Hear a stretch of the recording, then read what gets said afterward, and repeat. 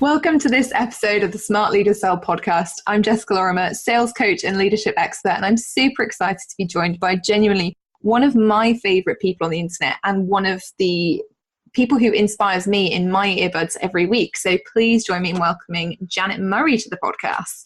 Thank you so much for having me. I'm so excited. It's like having another British woman here, having another one person with a sense of humour here. We've just talked about chin hair. It's been good.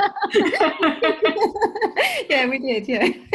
What better way to start, right? So share that conversation, didn't we? Thankfully, we weren't recording at that point. That's always good.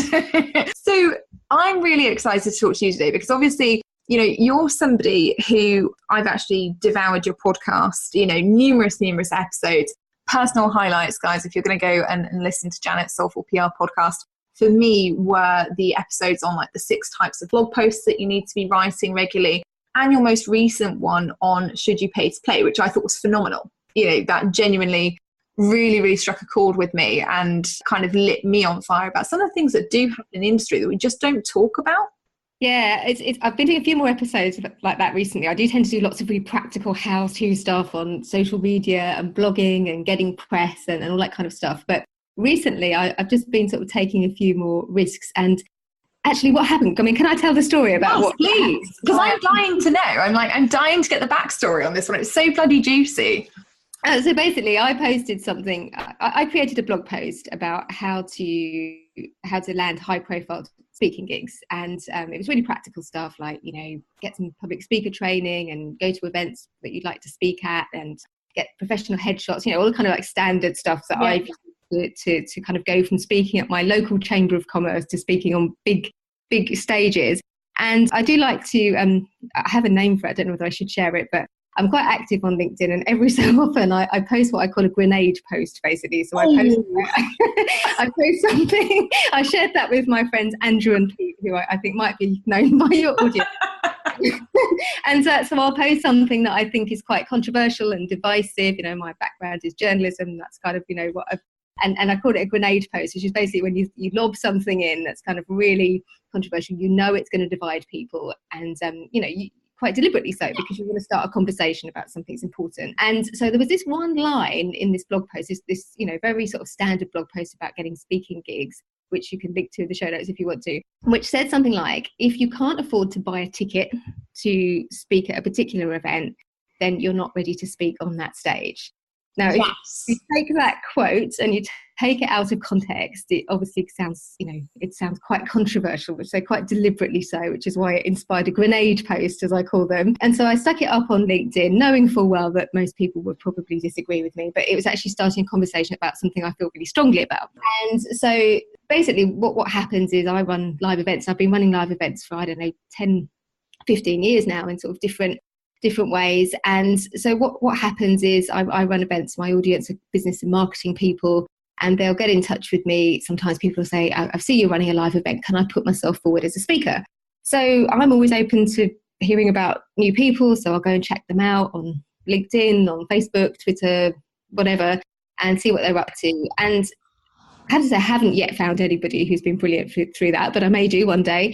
But they might not be quite ready to speak. I can tell by the content they're putting out that maybe they're not ready, because mine's a business and marketing event. People are hungry. They want to learn how to market themselves more effectively.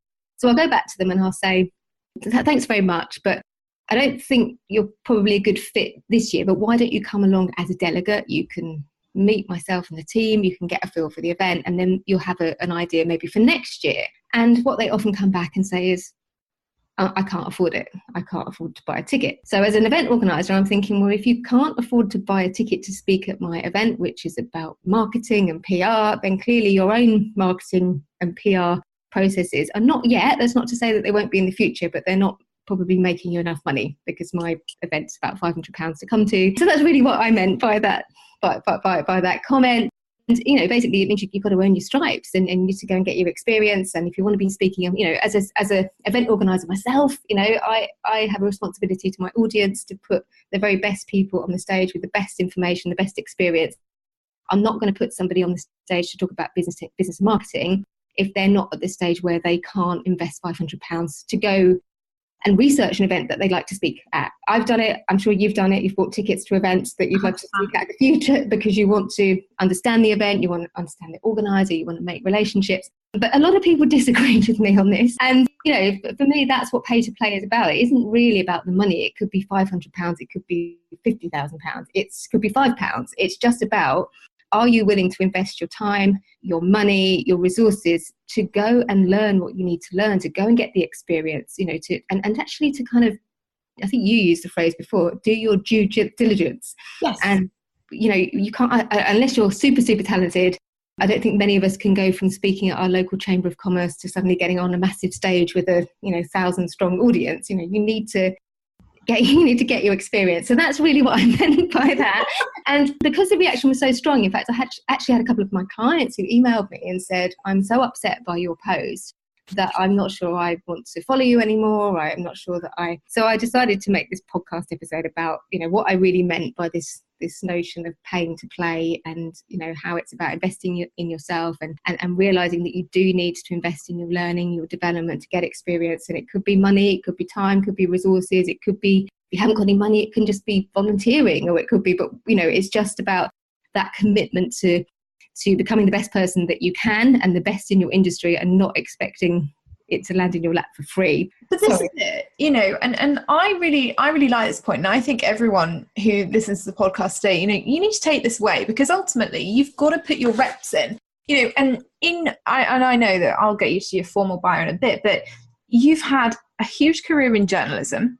You've written a book, you've got a really successful podcast, you have a large audience, and you want to put people in front of them who are qualified. And this is the point for me that really stood out on your podcast, because this happens to me sometimes, or quite a lot of the time. People will say, oh, Jess, could you just promote my giveaway? Or, oh, Jess, I'd really like to come and speak at your next event. Or, oh, Jess, I'd really like it if you could just show my freebie to your audience. And I'm like, oh, okay. But where's the relationship built there? And these are generally people who are new. And when we're new, we want to build relationships with influencers. We want to grow our lists. We want to build our audience and things like that. But it's not a kind of take until you're in a position where you've now got a big audience so someone can take off of you. You've got to put your reps in. You've got to have experience speaking or writing or blogging or podcasting or just demonstrating your expertise in some field before you can go to somebody who potentially has a bigger audience than you do and ask them to effectively do half the work for you.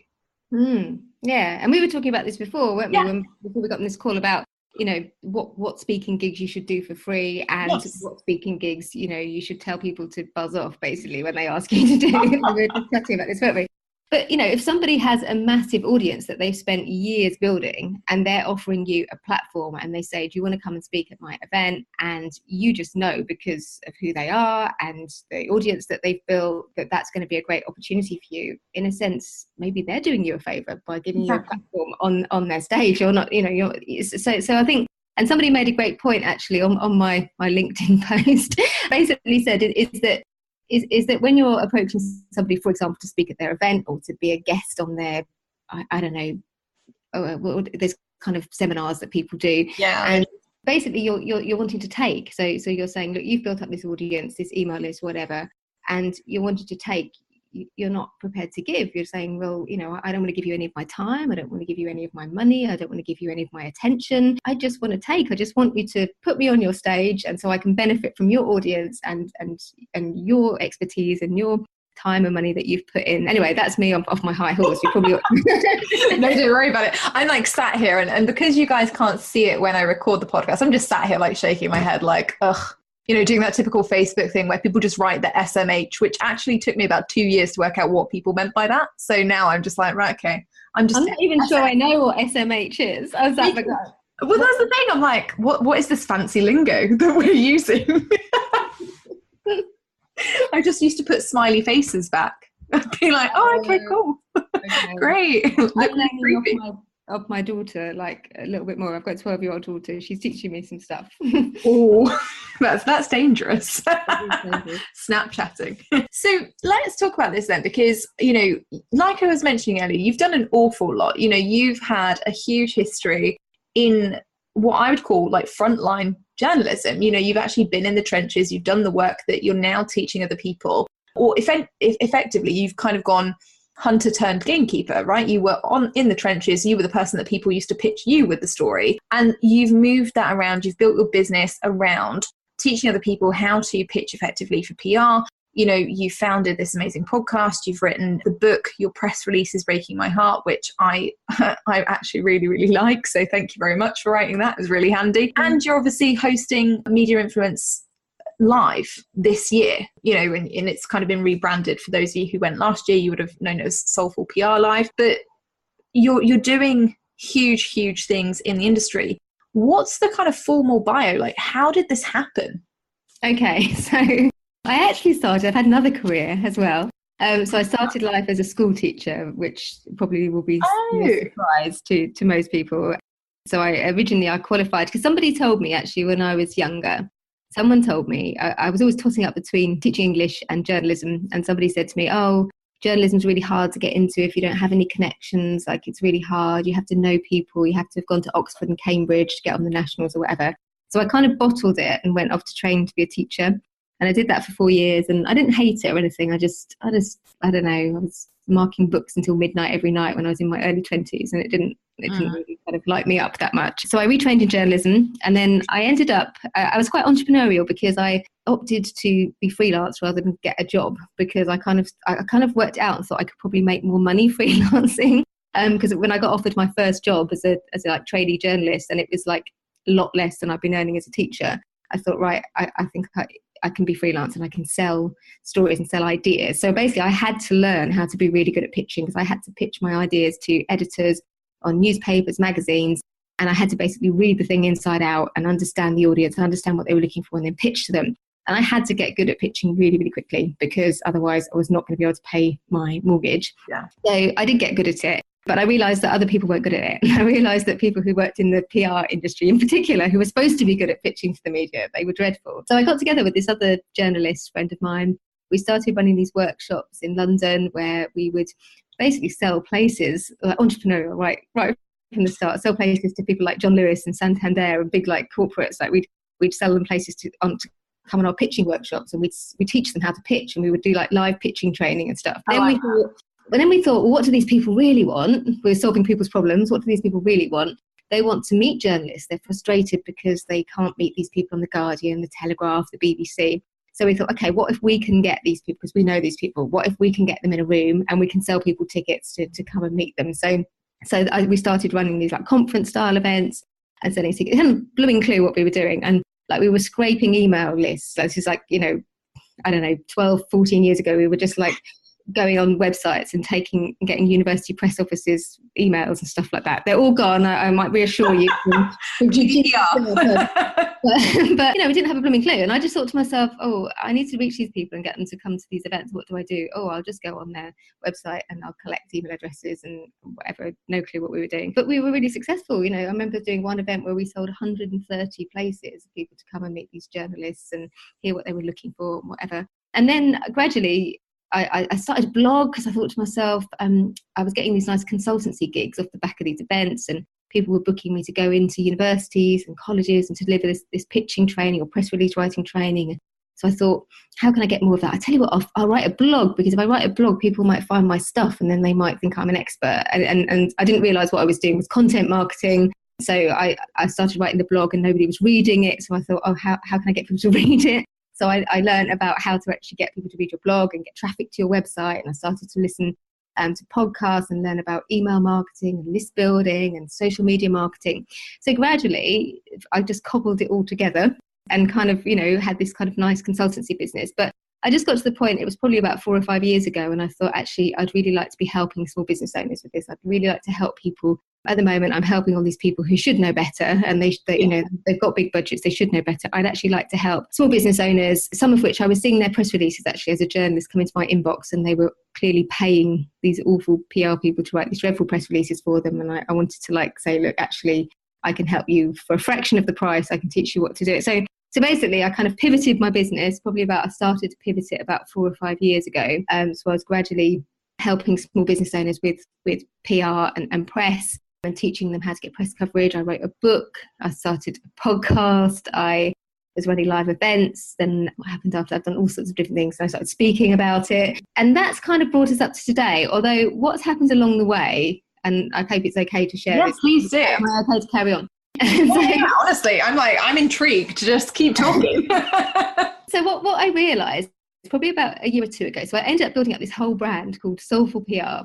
And it really came from the idea is that like my key thing about, and I'm sure this is the same for sales as well, Jess, is that actually the key thing about getting published in the press is that it's not about you. You think it's about you. You think it's about what you want, what you need, but actually that's the worst possible approach you can take. If you want to get featured in high profile publications, you have to take and pro TV programs, and you basically have to take a step back and you have to say to yourself like, okay, this is not about me. This is about the editors and the journalists on these publications. If I can really understand what their problems are, what they're looking for, it's just about like entrepreneurship. If I can understand what their problems are, what they're trying to do every day, who they're trying to reach, and I can offer them what they need, then they're going to say yes to me. And it's a huge thing. It's very small. It's kind of a really simple thing, but it's a really difficult thing for people to grasp. So that was really the whole idea behind Soulful PR. It's actually about getting press coverage. It's about service, and it's about understanding people. It's about listening. It's not about just kind of pitching yourself at people and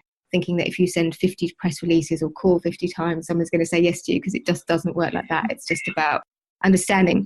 But what's kind of happened, so I've been speaking about that for the last few years, and I've been interviewed on loads of podcasts and written a book about it. Your press release is breaking my heart. But something's been nagging at me sort of over the past few years about this. And I spoke about this actually at the Youpreneur Summit, where we our paths first crossed, where press is not really enough. I think that's the bottom line. Yeah. That we're now in a time where you can make your own media. So actually, it's still really, really great to get press coverage. It's great for your credibility. It's great for your authority, because, you know, if the BBC think that you're good enough just to put you on their BBC breakfast sofa, then that sort of establishes you as an expert. And it's all great stuff. And you can make sales from it. And I can give you some examples of how you can make sales from it. However, alone, PR or press is not enough. You need to be creating your own content. So you need to be your own, as I think Gary Vaynerchuk says, you need to be your own publishing house. You need to be active on social media. You need to be building your email list, because if you want to sell anything, then that's where the money is. And I'm saying this as a press specialist. I'm saying this as somebody who knows how to get published. But so my event this year really actually, it says it all about, last year it was called Soulful PR Live, and I just had journalists talking about how to get in the press. This year I've got a podcaster, so I've got Emma Gannon from the Alt Delete podcast, and the reason I've chosen her is because she is an example of what we need to be doing. She's somebody who's out there making her own media. She's doing a really great job of it. I found her because I was like, who's this lady who's always ahead of me in the podcast charts? I need to know who she is. But she's getting loads of really great press coverage because she's making her own media, not the other way around. I've also got Jessica Dante from Love and London. So she's got a really great YouTube channel, and she's building her audience, and she's making money by basically making her own TV show. She's not waiting to be picked to go on the BBC. And I've also got Charlotte Jackman. She started her own magazine, Betty Magazine. And again, it's like I feel there's a lot of business owners who are hanging around waiting to be picked, waiting to get in stylists, waiting to get in psychologies, Marie Claire, whatever. But actually, while you're waiting, you can be out there creating your own magazine and building your own audience and your own tribe. And you don't have to wait for these people to pick you. So that's where we got to, and Media Influence Live. And we've also got, this time around you're speaking, and you're talking about how to get people to you're talking about how to get people to say yes to you. No, that's Andrew and Pete who are talking about getting people. I'm talking about confidently pitching and selling yourself. Yes, so you're talking about the selling yourself aspect of it, because that's something I think a lot of my audience, they really struggle with, like getting their head around this whole business, being out there and people looking at them and people kind of seeing them. So I'm starting to see the media and media influence, and I guess I was starting to get to the point where I was almost feeling a bit cynical about it, because I'm up there telling people about how to get press, and I'd always be saying to them, but look, this is no good if you're not blogging. It's no good if you're not building your email list. It's no good if you're not active on social media. You need to be doing all of this. But I felt like I needed to do more. I felt like I needed to say, actually, the media's changed, and getting published in Marie Claire or Psychology is whatever, it's nice and it's great for your business, but actually you also need to be making your own media. So that's basically why my event is now Media Influence Live, why it's not Soulful PR Live. And in fact, why I'm dropping Soulful PR, like is going. Like, this is the first time I've ever said it. This is like an exclusive.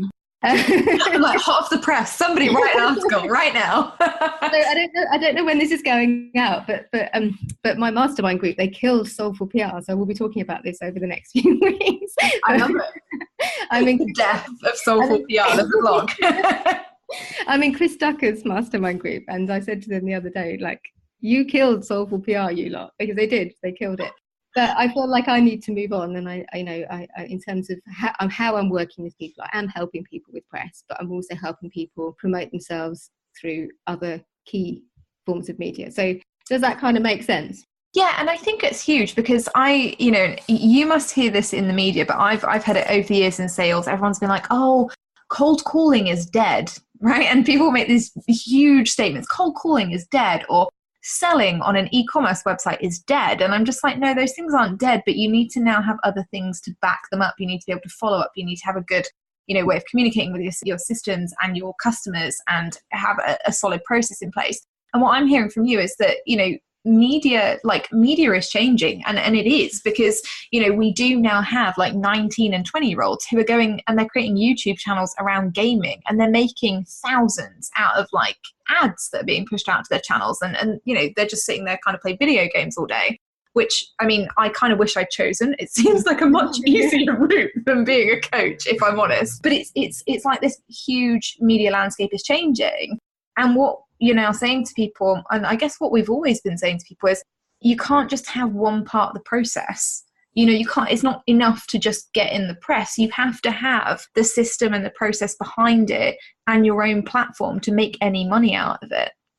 Yeah, that's exactly how I'm feeling about it. And I was almost getting to the stage where I was feeling a bit like disingenuous, really, because I'm standing up there talking about press, and I always was qualifying it by saying, and by the way, I think when I spoke at Upreneur, I said, there are four things that you need to be doing in your business. One is content, one is email, one is social media, and the other is press. But I've got to the point where I feel like even the press part of it has changed. And actually, for me, media influence is not just about press, but it's like I was saying before, we don't have to wait to be picked anymore. Like, we don't have to wait for that endorsement. We can be out there making an impact and really changing people's lives without the traditional media.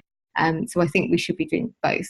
100%. And do you know what? I think that's such a big golden nugget for people to take away, because generally what happens is, you're right, you do see somebody running like a DIY PR course, or people who are selling done for you PR, or, anyone who's talking about PR will say, oh yeah, you just need to get one feature, you just need to get in a national paper, or you just need to get into this. And you kind of think, well, I've been involved with PR opportunities where it's been huge in terms of exposure and in terms of great opportunities that haven't brought anything. No. But equally, I've been involved in tiny PR opportunities where a ton of people have then bought from me. So, it's not about, necessarily just choosing the right magazine or the right publication or whatever.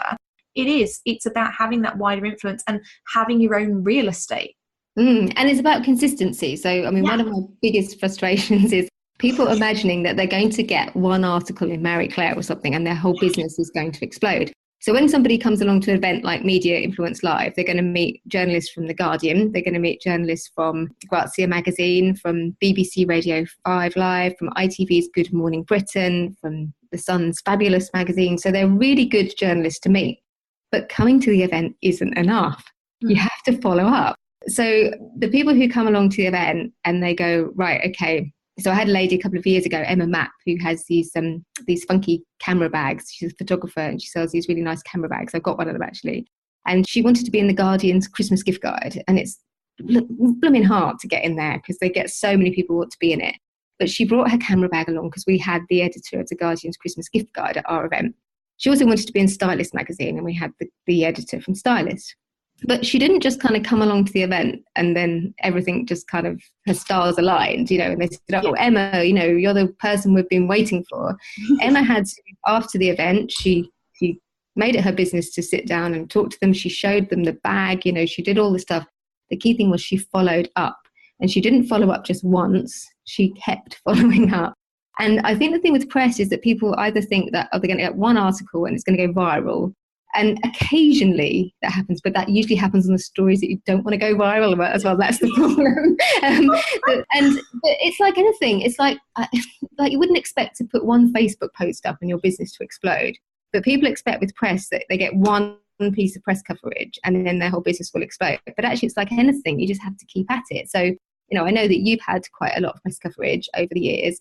And it's like a cumulative effect. It just builds and builds. And then, like you say, you might actually have a small piece of, it's like podcast interviews. I've done loads of big podcast interviews. And sometimes I'm on a really niche podcast. And for whatever reason, that audience really identify with me. And I just get loads of people who follow up with me.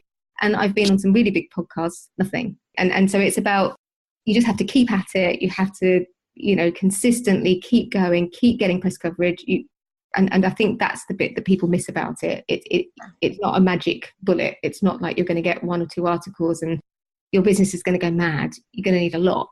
100%. And I think the good thing here is, and you and I are really similar in this way, is that we both talk about relationship building when it comes to our areas of expertise. And that's the thing that I really like about what you teach people about PR and media influence specifically. It's about how do you build solid relationships and leverage them when it's the right time. Because like we were talking about with your Should You Pay to Play podcast episode, people aren't necessarily building the foundations that they need to then leverage a relationship. They're just kind of going in and basically cold calling. That's the kind of, stereotypical view of it. But actually, like your client Emma, if you go out there and you build the right relationship and you're willing to follow up and you're willing to give value first, you'll find that you get a lot more back, and that seems to be the thing when it comes to press. I mean, Good Morning Britain, I was on there in, March, I think. And they'd phoned me about 3 other opportunities that they just weren't right. And, I'd gotten on really well with the producer there. And I was like, look, they're just not the right thing for me. Do you want me to see if I can find anybody else for you? Every single time I was like, look, I'll put it out to my community. I'll give so-and-so a call. I'll see if I can find anybody else. And eventually the right opportunity came up. And they straight away were like, we need you. When can you do it? Is this going to be convenient? And they really went out of their way to make it happen because I'd been really helpful to them every time that it wasn't the right fit. I mean, albeit 2 weeks later, they did actually call me and ask me if I wanted to talk about the raw chicken packaging for millennials from Sainsbury's. But they weren't too disappointed when I was like, hey, maybe that's not exactly my wheelhouse. So, it really is about that relationship journey. And I think this is one of the things that I wanted to touch on with you today about, your sales journey and how that's kind of culminated with an event like Media Influence Live, because actually these are the relationships that you've built up over years. And so your attendees are effectively, all they're doing is paying for a ticket and they get to leverage that. That's huge. Yeah, I mean, the reason that I'm able to get these people to come and speak at the event in an email is because I've worked in the media and they're either my friends or they're the friends of my friends, or they're the people like Adrian Butler from Good Morning Britain. He's been speaking at my events for like years. He used to be at This Morning and he's come over. He used to speak about getting on This Morning. Now he speaks about getting on Good Morning Britain. I've also got a friend, Adam, he's not speaking this time round, but we have to give him a break sometimes. But he's from Radio 4 and he's now moved to Newsnight. I've got, and basically that's what I do when I'm looking for someone new to speak. I go to my journalist friends and say, who do you know? And I go for recommendations. I've got a guy called Mark Ashdown from BBC that I work with a lot. And actually I do a lot of radio and media training with him. We're actually going to Southampton. We do a lot with Southampton Solent University. And we just got another booking from them. And I've known him for years as well. And these are my personal contacts from my work. And like you say, people who buy a ticket, they're not just buying, these are my friends. These are the people I've built relationships up. They're people I trust. They're people who I know are not just, they're not just good at their jobs, but they are able to talk about what they do in an accessible way and make it. Adrian Butler from Good Morning Britain, he's brilliant at just talking about TV. Because if you don't work in TV, you wouldn't necessarily know how that works. But I think the other thing that you're talking about is following up on stuff and not expecting that just because you meet, what normally happens with these kind of things is that you might meet the guy from Good Morning Britain at my event in July, and like you say, it may well be that opportunity, that right opportunity doesn't come up for 6 months. You might have to help him out with by putting your friend forward or putting one of your clients forward or whatever. And this is something I often talk about. There's a free tool, which I often talk about, called Journo Request on Twitter. And it's basically a hashtag that journalists who are looking for help with stories use to put out requests, and basically to people who want to be featured in the media. It's free. All you have to do is go on Twitter and search it. But I get so many people who come to me and they say, oh, but Janet, I tried it once and there was nothing for me. And like, you tried it once, like, would you post one tweet and say, oh, social media doesn't work? You're going to have to go back more than once. And what you might have to do is you might see a request and you think, oh, well, I can help with that. Like I did some TV recently. I'm trying to remember what it was. I did the Tonight Show. Yeah. A whole bit about how I diagnosed my own ectopic pregnancy, which has nothing to do with my business. But basically, I wanted to chat to the producers of that show and find out what I needed to do to pitch them in, because I've got an idea of my own. They came around my house and they filmed. And so I gave them my time and I solved a problem for them because they needed somebody to put on the telly. And, I was open, amenable, and while they were there, I grilled them and I asked them, how do you like to be pitched to? What sort of ideas are you looking for? Would you consider somebody like me if I had an idea? And I got that information. I mean, I could have had to pay thousands for that, to get that information from somebody. And I got it because I gave. And that might not be useful for me, I don't know, for a year or two or whatever. But for me, it's a long-term investment. And I also thought to myself, well, actually, when it comes to having speakers for my events, it's a chance for me to vet them and see if they might be good speakers for my events. So there's all sorts of things going on. So I think, as with anything in your business, you have to see it as a long-term investment, and helping a journalist out on a story that maybe at the time you can't really see the impact on your business. But actually knowing that then when you do have something you want to put in front of them, you can say, hey, do you remember when you came around to my house at 7:00 in the morning to film in a kind of rainy December morning just before Christmas? It gives you a bit of leverage, doesn't it? You're able to kind of 100%. Leverage the relationship.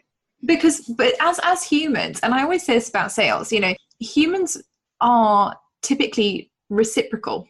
We like acts of reciprocity. So when somebody does something good or when somebody does something nice for us, we like to reciprocate and we like to go, okay, cool, what can we do for you now? That's obviously if you're a good person. If you're a terrible person, then you probably don't do that. But generally 99.9% of the population are going to want to help somebody who's helped them out. So if you can go out there, if you can make life easier for somebody, what happens is that then spirals into them going, okay, cool, well, you did this favor for me. What can I find? How can I help you? How can I promote you? How can I, connect you with somebody that you want to kind of get into your network? And I think that's, it's a really underrated skill, is being helpful and genuinely helpful. Because when we talk about reciprocity, it's not a good idea to give and hope that somebody's going to give you what you want back. You've got to be genuinely helpful.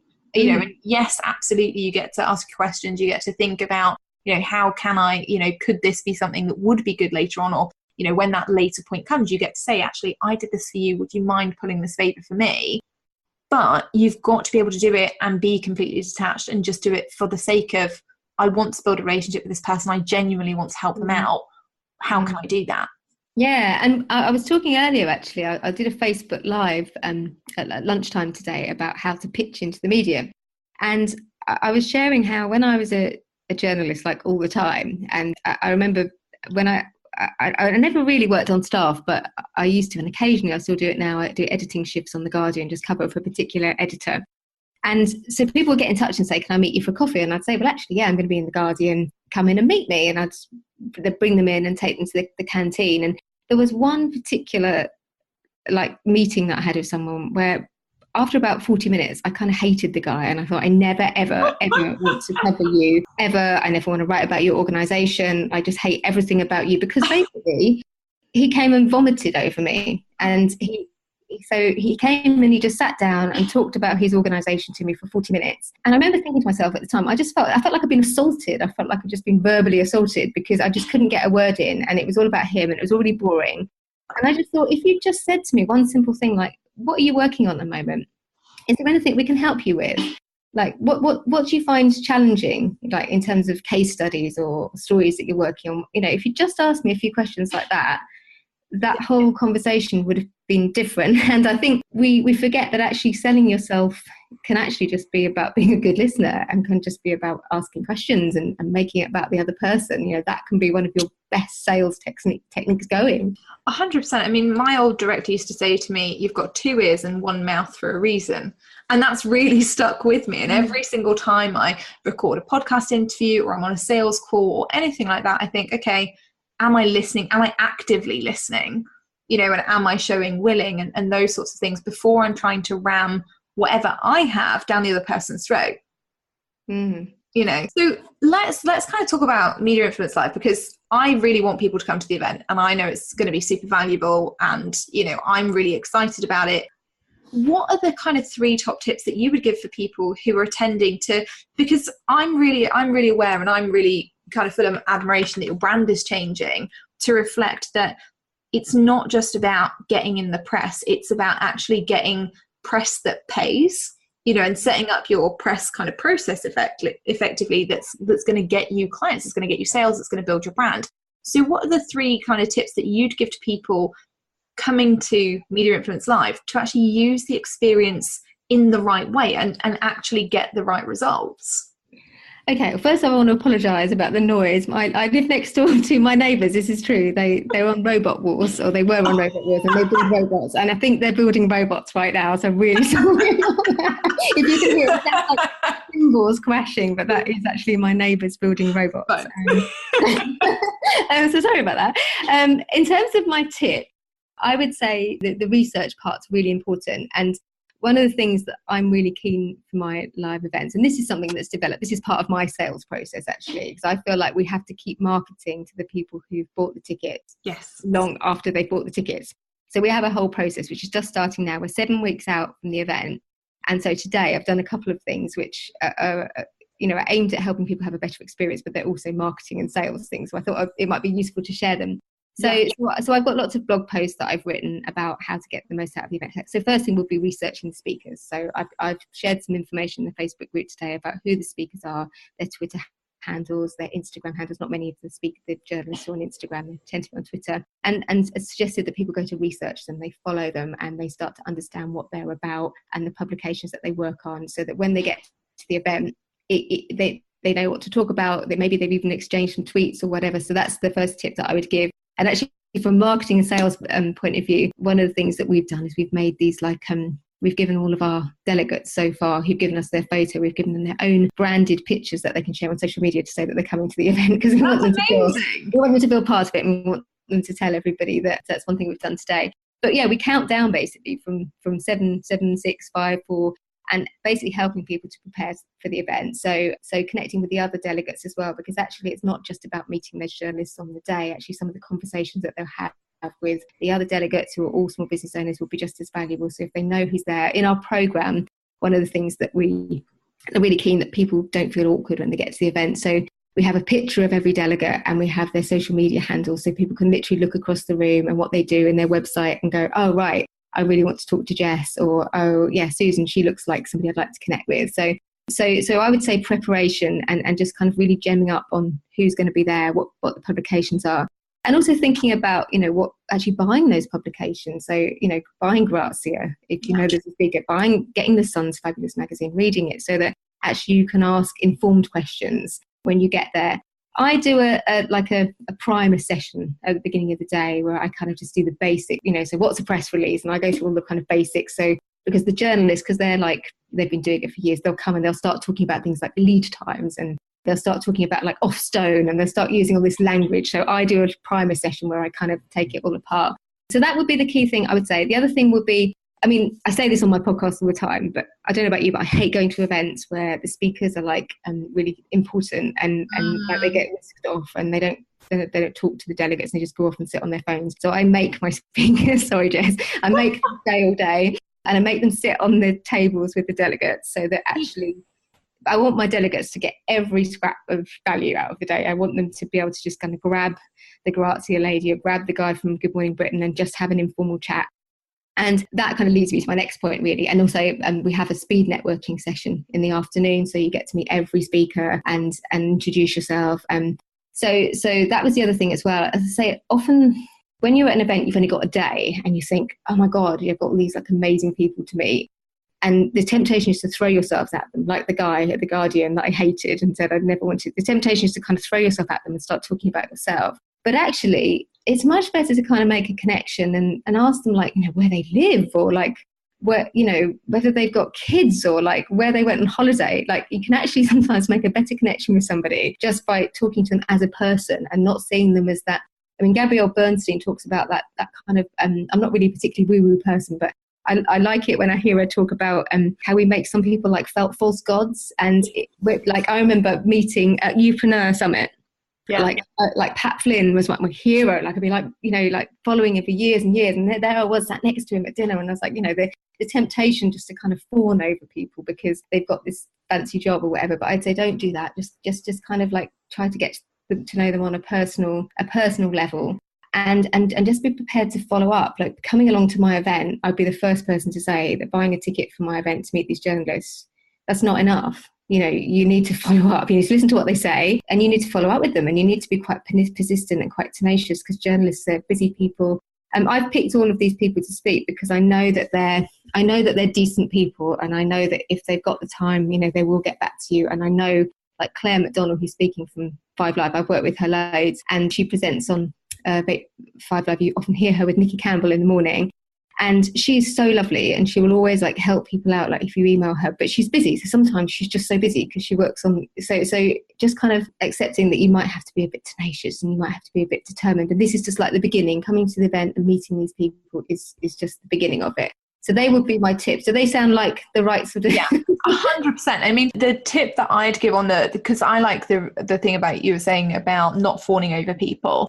You know, it can be really awkward. And I say this as a speaker, it can be really awkward when people come up and try and treat you like you're on a pedestal, because you're just sort of like, look, you know, I've probably been awake since 6 o'clock. My makeup went to crap this morning. I'm not had enough coffee to still be functional. I'm trying really hard. So it's actually quite difficult when other people put you on a pedestal. You just want to talk to people like they're human. You are at an event because you genuinely want to give people help and advice. And that's much easier when people kind of come up to you and try and make a genuine connection and have a genuine conversation with you, rather than them blurting out a ton of information that you have to decipher within a minute to a minute 30 and try and give them some, you know, huge wisdom that you maybe are a bit like, okay, we would need to talk about that problem a little bit further. Yeah, I mean, one of the things that we've got, but all the tickets are gone actually, although we might be able to open a few more, but we've got a VIP session, so 8 of our delegates, but we have in the past taken it to 10, can stay on for an extra 2-hour mastermind at the end of day one, and they get 20 minutes in the hot seat. So there is an opportunity to kind of, you know, go a little bit deeper with some of the speakers. But yeah, that was what I would say, is just treat it as the beginning of a relationship and try not to treat them like God. And I know I've been in the same situation. When I spoke at Youpreneur Summit, I just couldn't believe it. Like, there were people queuing up to talk to me at the end, and it was just like, what, you want to talk to me like that? And it can be, you're exhausted because you've given all this nervous energy. I mean, it's sort of different on the stage like Youpreneur, but you know, because it's a huge stage, as you're going to get to find out. It's, you know, there's a lot of adrenaline, and you're really thirsty, and you're tired, and you're like, all these people are queuing up. But actually, when people just talk to you on a kind of, you know, a very human level, it's nicer for you as well, because otherwise you don't quite know how to take people. So, you know, they it's a little bit awkward, isn't it? You don't really want to be like, yeah, cool, I'm amazing, thanks. It is a bit tricky. And I think the thing with events as well, like I say, it's only the start. So we do actually, with our marketing, we see the sort of 4 to 8 weeks after the event. So I encourage people who come to the event, it's not compulsory, but I encourage people to write a preview blog so they can actually process their thoughts about what they're expecting, and then to write a follow-up blog, and just kind of taking that time to digest. That's why I've introduced a day 2 to our event. It used to just be a 1 day with all the journalists, and now we have an implementation day, and you're going to be on the implementation day. Just because I think sometimes when you go to an event, and if there are a lot of speakers and it's very busy and there's loads going on, you just get to the point sometimes where you're just overloaded and you need some time to kind of process. So I feel like with live events, we try and do it in our marketing, where we'll kind of keep in touch with the delegates for 8 weeks afterwards, and just kind of be sharing some more tips and ideas on how to kind of make the most, and are you following up, or have you followed up with anybody, without annoying people. But I think it's important that you do, because it's hard when you go to an event, if it's been really great and you have a great experience, but you get back to your desk and you've probably taken a few days out or whatever, and you're busy, and it can be so easy to kind of just get busy again and not implement what you've learned. So yeah, I think they would be my main thoughts. I love that. And I think, for everyone who's kind of on the podcast and you're thinking, Jess bangs on about getting press all the time. Getting press is really important. It is one of the things that I do credit with building authority in my business, building credibility, building, a kind of buzz around my area of expertise, particularly when I wasn't well known in the online space, and particularly when I was trying to build my own audience. It's one of the things that really helped me. So if you are somebody who's thinking, well, actually, I'm at the beginning of my journey, or I'm halfway through my journey, or I'm, kind of at the point where I'm making more than 6 figures, and what I need next is credibility, authority, or I want to be more visible, or I want to take my business more offline, than online. It doesn't matter what you're doing it for. This is going to be a huge event to show you the entire process behind getting the press that you need, and then managing that to help you actually make the money that you want from your audience. I would encourage everybody to grab the ticket. Where can they grab tickets from, Janet? So the URL, I just happened to remember it. just one I pulled out earlier. So it's Janet Murray. It's on my website, Janet Murray /Media Influence Live. I just wanted to add something to that, if that's okay. Yeah. One of the things I'm really keen to get people to think about is other ways of building influence, like podcasts. So that's the reason I've invited Emma Gannon to talk about her podcast. Being a podcast guest, as you know, can be huge in terms of getting yourself in front of an audience, just as huge as press can.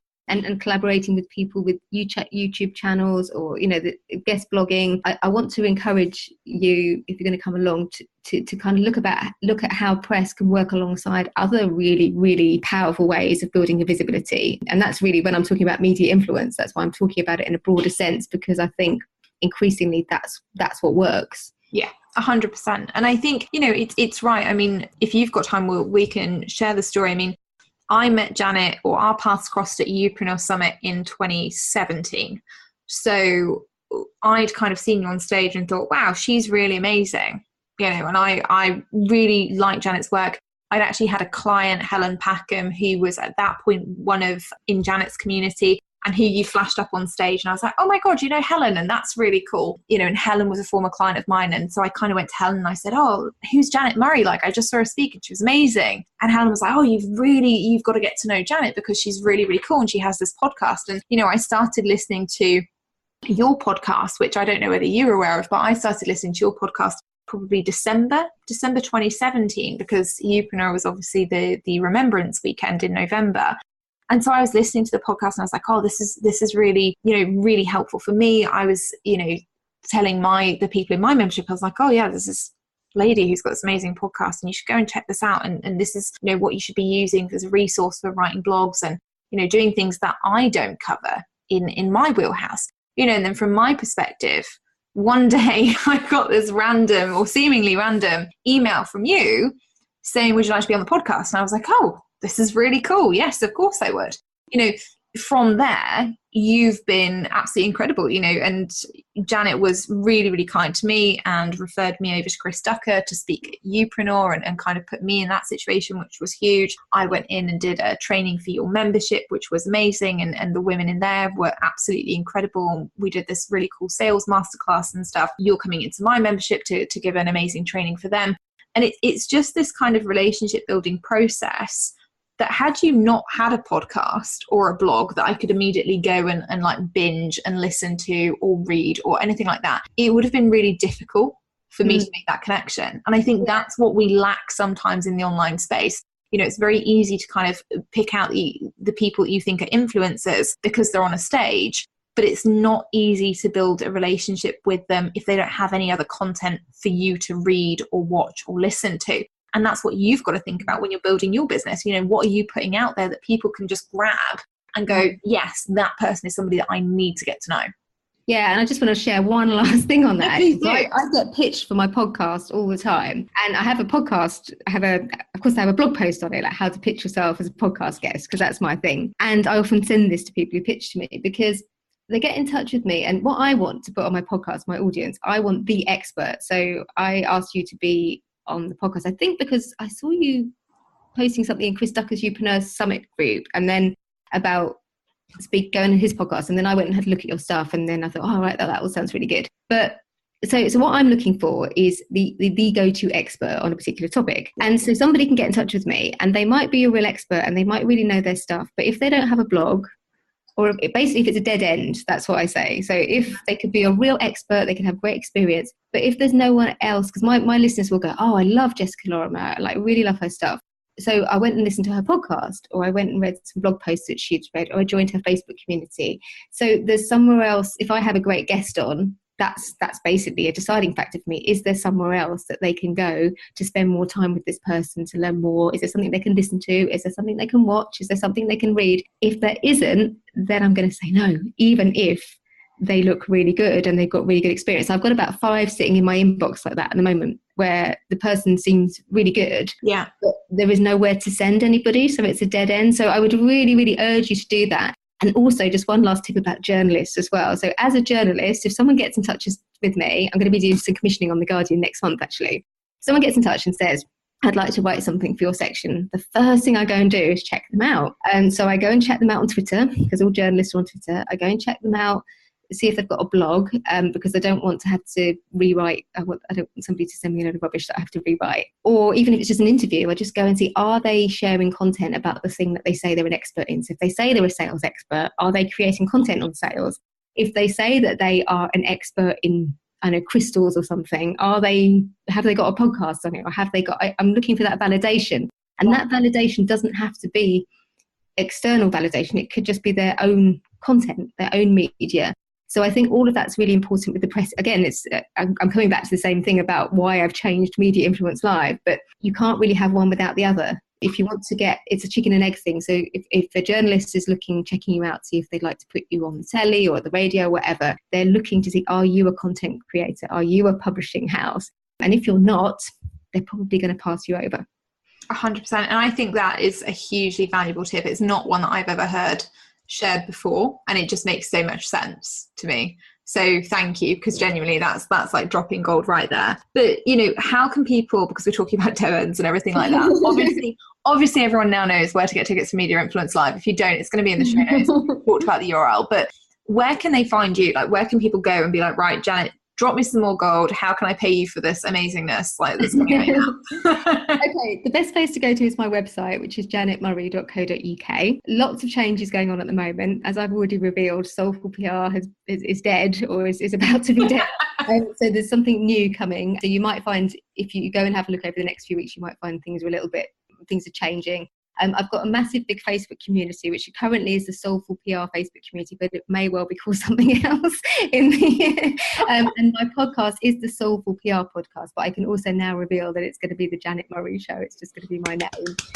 And that's due to happen around the beginning of June. So that's 2018. That's going to be so exciting. There are lots and lots of change. And I will be talking a lot about why all that change is happening, but I've shared more on this podcast than I have done anywhere else. I've just filled it all.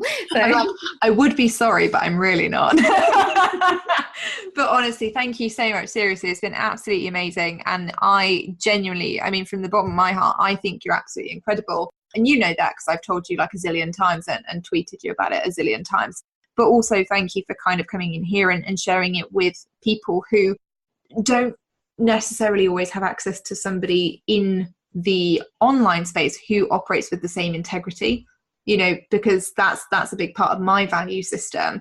And hearing you come in and talk today about what you really need behind the scenes to make press work for you, to talk about, actually having the opportunity now to manage your own media and to create your own media, and the reason that you should be doing that and not just leaving it to chance on whether you get featured in a big magazine or not, has been really eye-opening to me and to everybody who's going to take a listen.